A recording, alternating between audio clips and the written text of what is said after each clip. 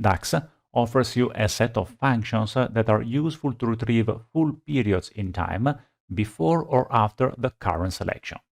They are next day, next month, next quarter, and next year to go forward in time, and previous day, previous quarter, previous month, and previous year in order to go back in time. Regardless of the size of the current selection, this function always returns one full period in time. Let's see them with some examples. In this first example, I compute the next month over date with a selection that selects a few days in August 2008, from the 15th to the 20th of August 2008. Because I request for the next month, the results contain dates that go from the 1st of September up to the 30th of September. You see that regardless of the size of the current selection that only contains a few days in August, the result contains the full next month. If instead of using next month, I use previous month,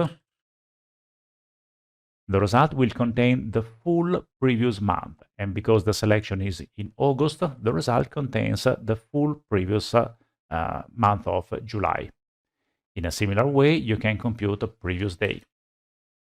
If I go on previous day, the first day in the selection is the 15th of August 2008, and if I run the query, I obtain the 14th of August.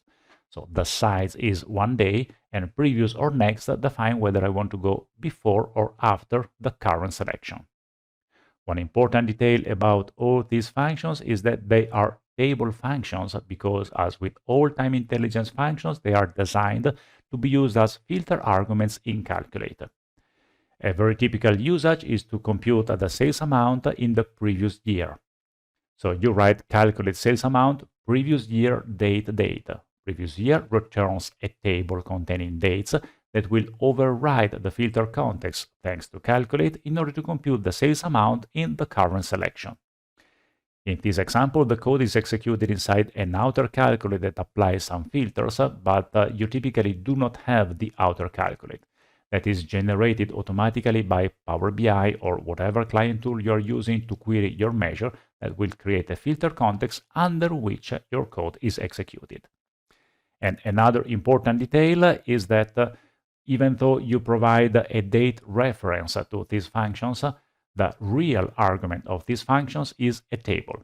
And if you write previous year date date, the engine rewrites it this way as calculate table distinct date date.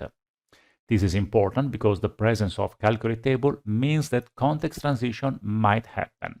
And if you run this query or you run this code in a raw context, you need to pay attention to the fact that if context transition happens, the results might not be exactly what you want.